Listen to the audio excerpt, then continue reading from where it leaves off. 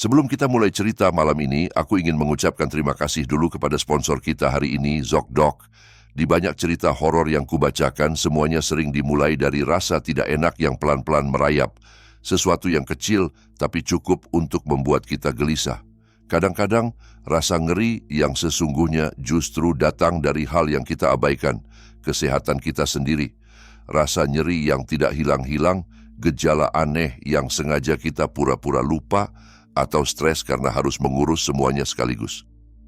Belakangan ini, aku sendiri sempat menunda pergi ke dokter dengan alasan klasik, mungkin besok juga hilang, nanti saja teleponnya. Sampai akhirnya, ZocDoc benar-benar mempermudah semuanya. ZocDoc adalah situs gratis yang bisa kamu gunakan untuk mencari dan membandingkan dokter yang menerima asuransimu, menyaring berdasarkan spesialis, melihat jadwal yang benar-benar tersedia, dan memesan janji temu secara instan, seringkali dalam 24-72 jam saja. Kamu bisa melihat ulasan dari pasien yang sudah terverifikasi, membaca profil dokter, dan memilih orang yang terasa paling cocok buatmu. Tidak perlu lagi telepon panjang-panjang atau menebak-nebak. Waktu itu, aku bisa menemukan dokter yang benar-benar punya jadwal kosong keesokan harinya, dan di ulasannya banyak yang menulis bahwa mereka merasa didengar. Buatku itu penting karena ketika kamu masuk ke ruang praktik, kamu ingin seseorang yang mengerti kamu, bukan orang yang membuatmu merasa makin kecil dan tidak nyaman. Jadi, kalau kamu sudah lama menunda pergi ke dokter, bingung harus mulai dari mana, atau hanya ingin merasa lebih tenang ketika masuk ke ruang praktik, atau konsultasi video, coba kunjungi zocdoc.com/mrnightmare dan temukan dokter yang paling cocok untukmu. Cerita pertama ini terjadi padaku pada hari Thanksgiving 2 tahun yang lalu. Aku mengingat betul tanggalnya karena saat itu aku sedang sakit, kena semacam virus pernapasan yang waktu itu memang lagi menular kemana-mana. Di hari Thanksgiving itu, aku sebenarnya sudah lewat masa demam dan sudah tidak terlalu menular. Tapi tubuhku masih menggigil dan aku tidak bisa berhenti batuk lebih dari 5 detik. Suaraku juga hampir tidak keluar. Waktu itu, aku sudah berjanji pada seorang teman yang juga rekan kerjaku untuk menjaga kucingnya selama liburan. Dia akan keluar kota dan kucingnya sudah tua serta harus minum obat setiap hari. Aku setuju karena apartemennya hanya berjarak beberapa menit jalan kaki dari tempat kami bekerja. Aku mengiyakan jauh sebelum aku sakit dan aku tidak tega membatalkan janji. Pada saat yang sama, aku lagi sering ngobrol dengan satu teman lain tentang rencana main tenis dan bowling bareng karena dulu kami berdua ikut tim di SMA. Raket tenis dan bola bowlingku kusimpan di rumah ayah karena kamar asramaku di kota sangat kecil. Aku kuliah di sebuah kota besar dan tidak punya mobil. Kemana-mana aku naik transportasi umum. Karena sedang sakit, aku tidak bisa pulang ke rumah ayah untuk Thanksgiving seperti biasanya. Tapi aku keras kepala dan sangat ingin mengambil raket dan bola bowlingku karena aku hanya pulang ke rumah ayah beberapa kali dalam setahun. Kalau aku tidak mengambilnya saat itu, mungkin butuh berbulan-bulan lagi sampai kami benar-benar bisa main. Jadi, aku menyusun rencana di kepalaku. Aku akan jalan kaki ke stasiun kereta ringan, naik kereta dan turun di stasiun yang paling dekat dengan rumah ayah. Lalu aku akan minta adikku datang membawa barang-barang yang kubutuhkan ke stasiun. Dalam perjalanan pulang, aku akan turun di stasiun yang dekat dengan apartemen temanku, kemudian lanjut naik bus ke tempatnya untuk mengecek kucingnya dan memastikan ia minum obat. Sistem transportasi di kotaku masih jauh dari rapi. Saat aku menunggu bus yang akan membawaku ke apartemen temanku, aku terus mengecek Apple Maps di ponsel. Di layar tertulis, busnya akan datang 1 menit lagi, tapi tidak pernah muncul. Aku segarkan lagi, tiba-tiba tertulis bus berikutnya, datang 15 menit lagi. Rasanya aku lebih memilih jalan kaki ke apartemennya karena sebenarnya jaraknya tidak terlalu jauh dari stasiun kereta. Tapi bayangkan kondisiku. Saat itu aku perempuan 19 tahun dengan tinggi sekitar 160 cm, membawa bola bowling seberat hampir 6 kilo, 2 raket tenis, beberapa kotak sisa makanan Thanksgiving, dan tubuh yang masih sakit. Aku sudah menunggu lebih dari 30 menit. Karena itu malam Thanksgiving, sekitar jam 9 malam, halte bus benar-benar kosong. Hanya aku sendirian di sana. Saat aku berdiri menunggu, sebuah mobil berhenti tidak jauh dariku. Di dalamnya ada sekelompok pria yang terlihat masih awal atau pertengahan usia 20-an. Mereka berbicara dalam bahasa yang tidak kumengerti sambil tertawa. Aku mengira mereka hanya mengantar salah satu teman ke stasiun. Beberapa menit kemudian salah satu dari mereka turun dan mobil itu pergi meninggalkannya di sana. Area stasiunnya cukup besar. Aku berdiri agak menjauh dari bangku halte karena aku terus batuk dan tidak ingin terlalu dekat dengan orang lain. Meski begitu, pria itu berjalan mendekat dan duduk di bangku tepat di sebelahku. Aku berusaha mengabaikannya. Aku terus menatap ponsel, melihat waktu kedatangan bus yang berubah-ubah, sesekali mencondongkan badan untuk melongok ke ujung jalan, mencari-cari cahaya lampu bus. Beberapa menit berlalu, tiba-tiba aku merasakan sesuatu di bahuku. Pria itu berdiri dan melingkarkan lengannya dengan kencang di sekelilingku. Otakku seperti berhenti seketika. Aku terlalu kaget sampai tubuhku membeku. Setelah beberapa detik, dia bergumam pelan seperti menanyakan apakah aku baik-baik saja. Dengan suara yang hampir tidak terdengar, aku menjawab bahwa aku baik-baik saja dan hanya sedang menunggu bus. Beberapa menit kemudian, dia melepaskan lengannya dan duduk kembali. Di kepalaku, semua alarm bahaya menyala, tapi aku terus mencoba merasionalisasi. Mungkin dia mendengar aku batuk dan mengira aku hampir pingsan, atau mungkin dia melihat aku condong-condong mencari bus dan mengira ada sesuatu yang salah. Di dalam hati aku tahu semua alasan itu bodoh, tapi aku sedang berusaha tetap tenang. Mungkin ada yang bertanya, kenapa aku tidak langsung lari atau berteriak? Pria itu tingginya lebih dari 180 cm dan jelas 2 kali berat badanku. Dia juga memakai penutup wajah model bandana yang menutupi sebagian besar wajahnya. Memang agak aneh, tapi saat itu masih di penghujung masa COVID dan masih ada orang yang memakai penutup wajah seperti itu. Di halte bus itu, kami benar-benar hanya berdua. Aku tidak mau membuatnya marah atau memancing reaksi yang tidak bisa kukendalikan. Beberapa menit kemudian, dia kembali berdiri dan lagi-lagi melingkarkan lengannya di sekelilingku. Kali ini sesekali mengelus punggungku melalui jaket. Untungnya aku memakai jaket tebal model puffer, jadi sentuhannya tidak langsung mengenai kulit. Dari kejauhan, aku melihat busku akhirnya mendekat. Aku tetap diam, berpikir semuanya akan selesai begitu aku naik bus.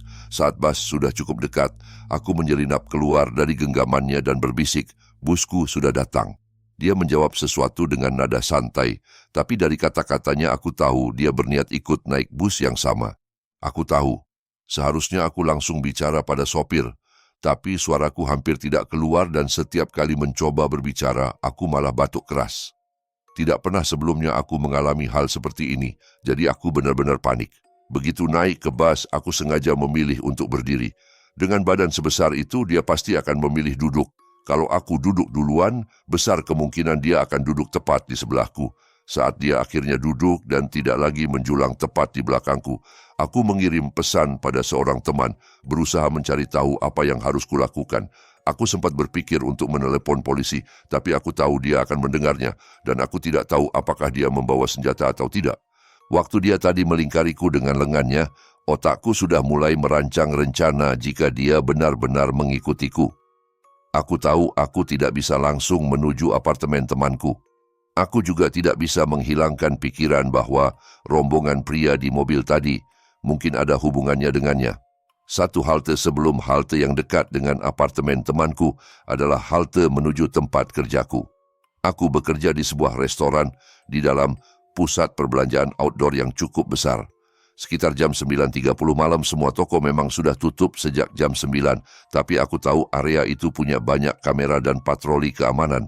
Aku juga tahu beberapa rekan kerjaku biasanya masih di dalam menyelesaikan pekerjaan penutupan. Satu-satunya masalah adalah pintu depan restoran pasti sudah dikunci, tapi pintu belakang untuk karyawan biasanya masih terbuka. Untuk masuk lewat belakang, aku harus melewati ruang sampah luar dulu, lalu membuka pintu yang menggunakan kode.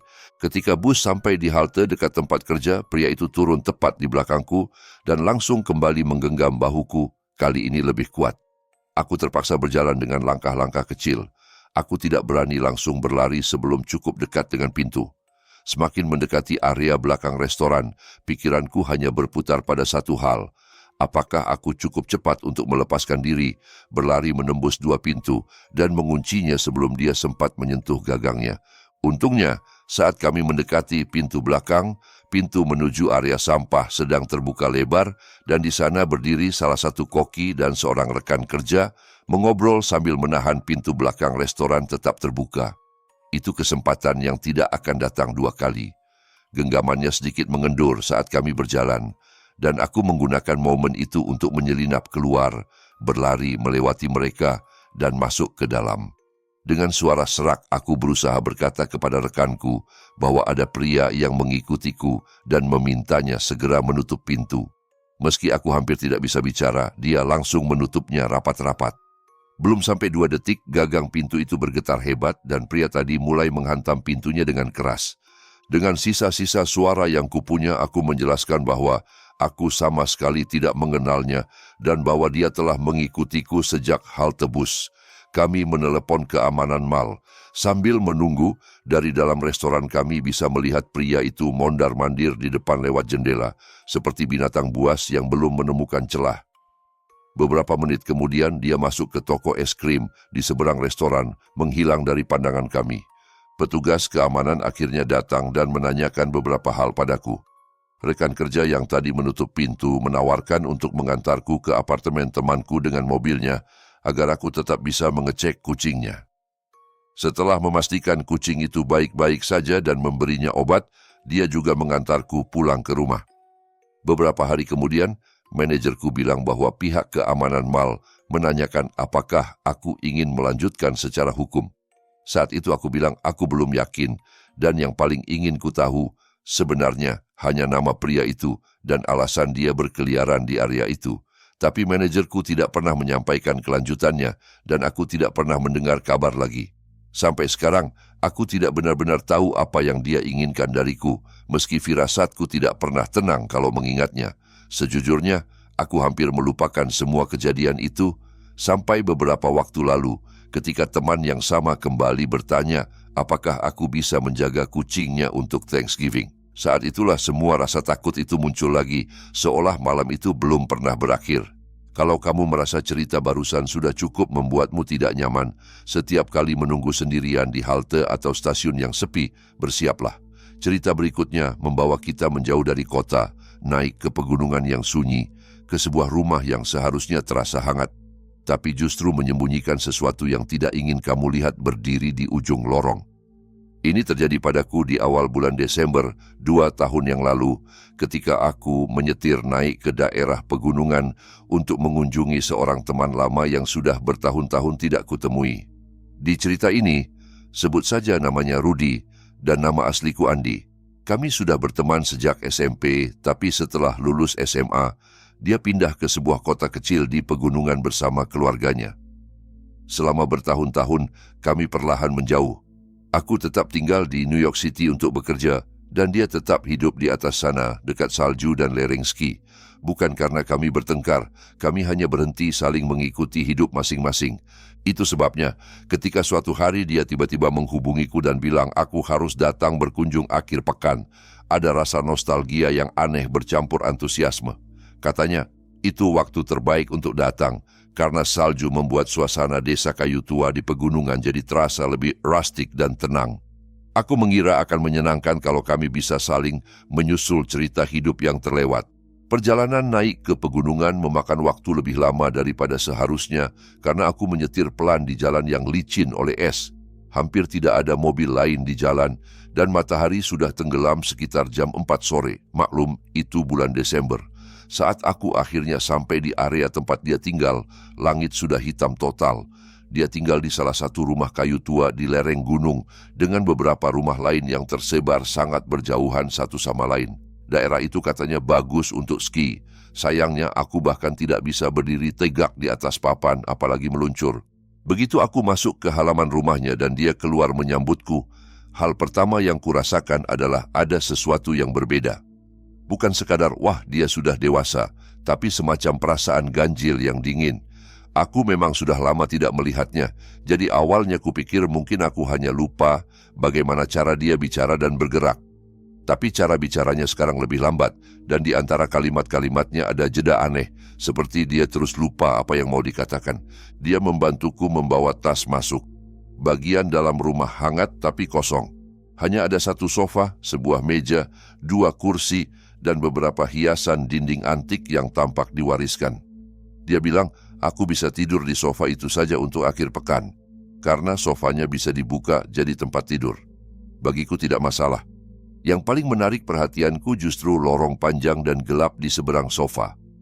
Lorong itu mengarah ke kamar mandi dan 2 kamar tamu kosong. Rudy menjelaskan bahwa rumah ini dulu milik kakek neneknya, dan mereka baru saja meninggal.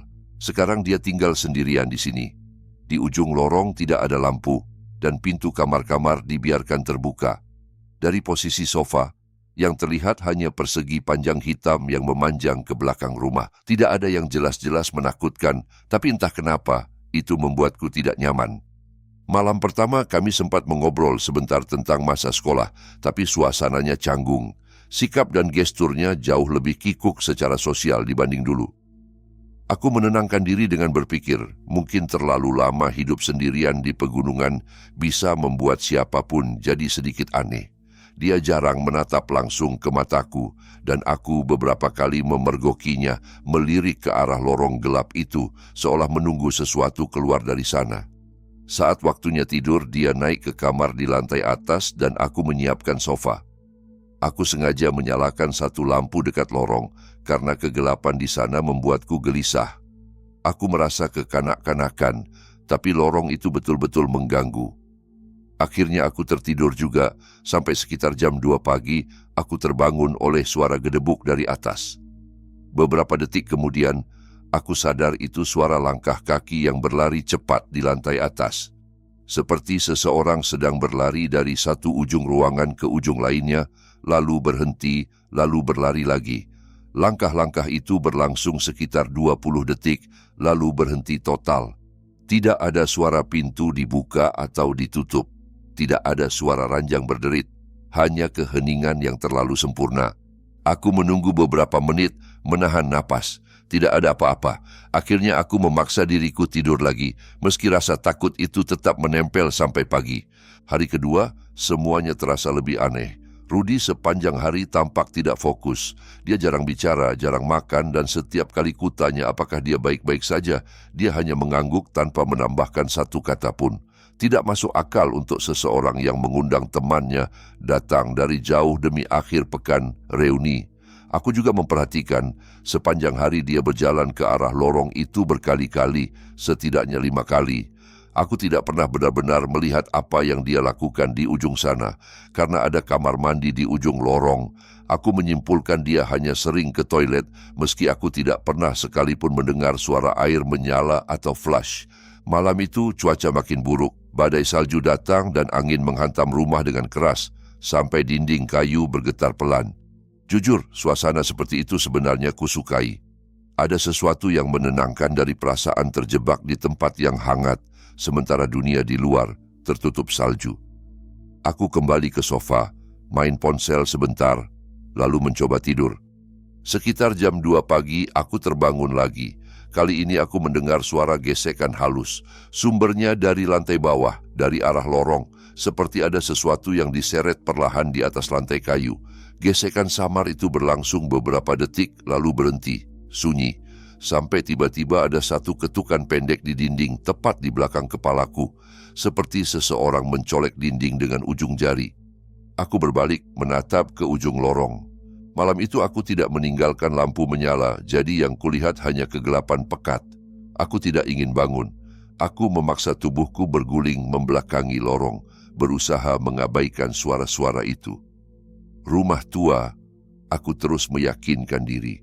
Suara kayu mengembang, angin, tikus, apa saja. Selama bukan sesuatu yang berdiri di sana, mengawasiku. Akhirnya aku tertidur lagi, dan hal berikutnya yang kuingat adalah cahaya pucat pagi menembus jendela. Malam ketiga adalah yang terburuk. Saat itu, aku sudah merasa tidak nyaman dengan rumah itu secara keseluruhan. Aku beberapa kali mendapati Rudy menatapku terlalu lama tanpa berkata apa-apa, seperti dia sedang menimbang apakah aku sudah menyadari sesuatu. Aku hampir memutuskan untuk pulang lebih cepat, tapi badai salju diperkirakan baru mereda keesokan paginya. Setelah makan malam, Rudy naik lebih dulu ke kamarnya, dan aku tetap di ruang tengah sambil main ponsel, mulai mempertanyakan kenapa aku mau datang kemari. Beberapa saat kemudian aku menyiapkan sofa dan berbaring. Aku memejamkan mata, mencoba tidur, sampai tiba-tiba, lagi-lagi sekitar jam 2 pagi, aku terbangun tanpa alasan jelas.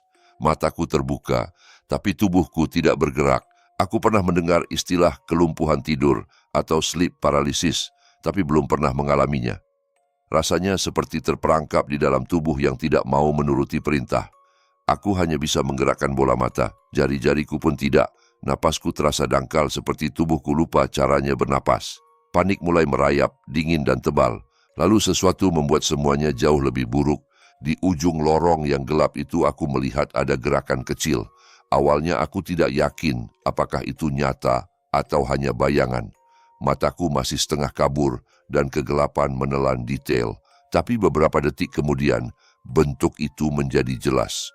Rudy berdiri di ujung lorong, berdiri tegak, tidak bergerak. Dari tempatku, aku hanya bisa melihat siluet tubuhnya. Wajahnya sepenuhnya tertelan bayangan. Tangannya menjuntai di sisi tubuh dan dia berdiri begitu saja, seperti sudah lama ada di sana, memperhatikanku diam-diam.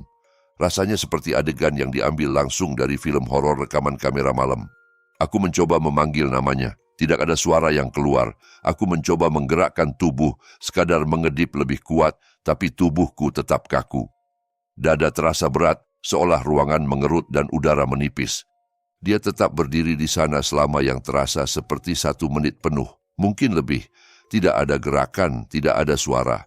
Hanya aku yang terkunci, menatap balik sosok hitam di ujung lorong. Tanpa peringatan, dia kemudian perlahan memutar tubuh ke kanan dan berjalan masuk ke kamar tamu di ujung. Menghilang begitu saja ke dalam kegelapan, tanpa satupun bunyi lantai berderit. Sedikit demi sedikit, kendali atas tubuhku kembali. Pertama jari-jariku, lalu lenganku, lalu kemampuan untuk duduk. Begitu bisa bergerak, aku langsung bangkit dengan napas terengah, tubuh berkeringat dingin. Aku mencoba menenangkan diri dengan berpikir, itu hanya halusinasi dari sleep paralysis. Hanya mimpi. Tapi di dasar perutku, ada firasat lain yang tidak bisa kubantah. Ini bukan hanya mimpi. Pelan, aku memanggil namanya. Rudy? Tidak ada jawaban. Melawan seluruh insting bertahanku, aku memaksa diri berdiri dan melangkah pelan menyusuri lorong menuju kamar yang baru saja dia masuki. Setiap langkah terasa seperti masuk lebih dalam ke tenggorokan sesuatu yang gelap. Saat aku melewati ambang pintu, kamar itu tampak kosong. Hanya bayangan perabot tua yang samar dalam gelap. Tapi di sudut jauh, dekat jendela, ada seseorang berdiri. Siluetnya menghadap kaca, seolah sedang menatap keluar ke salju di malam hari. Aku tidak bisa memastikan apakah itu Rudy atau bukan. Bentuknya manusia, diam, dan hawa dinginnya membuat bulu kudukku berdiri. Pemandangan itu cukup untuk menghancurkan keberanianku. Aku mundur perlahan lalu berbalik dan berlari naik ke lantai atas. Di kamar Rudy, dia tertidur pulas. Wajahnya santai, napasnya berat dan berirama. Dia benar-benar tampak seperti orang yang sudah tidur lama. Aku mengguncang bahunya sampai dia terbangun. Dia menatapku dengan wajah bingung dan kesal, seperti tidak mengerti kenapa aku membangunkannya. Aku berusaha menjelaskan apa yang kulihat di bawah.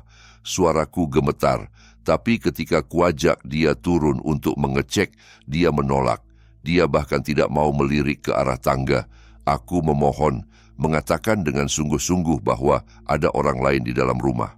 Wajahnya berubah, bukan menjadi takut, bukan juga marah, tapi semacam pasrah dingin yang membuatku lebih ngeri. Seolah-olah apapun yang kulihat, dia sudah lama mengetahuinya. Dengan suara lebih tegas, aku akhirnya bertanya, Rudy, siapa yang ada di bawah itu? Dia hanya menatapku sebentar lalu mengangkat bahu pelan, tanpa kata. Saat itu juga aku memutuskan aku harus pergi. Badai salju jam berapapun, aku tidak peduli. Aku turun, meraih tasku, dan mulai memasukkan barang-barang dengan tangan gemetar. Sesekali aku menoleh ke arah lorong, menunggu sesuatu muncul lagi di sana.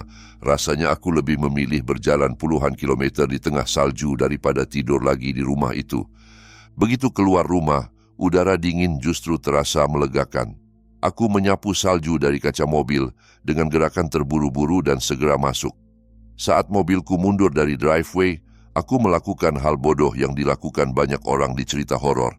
Aku menoleh untuk melihat rumah itu sekali lagi. Di jendela kamar di ujung lorong, ada siluet berdiri, sama seperti yang kulihat tadi, seseorang yang diam mengawasi.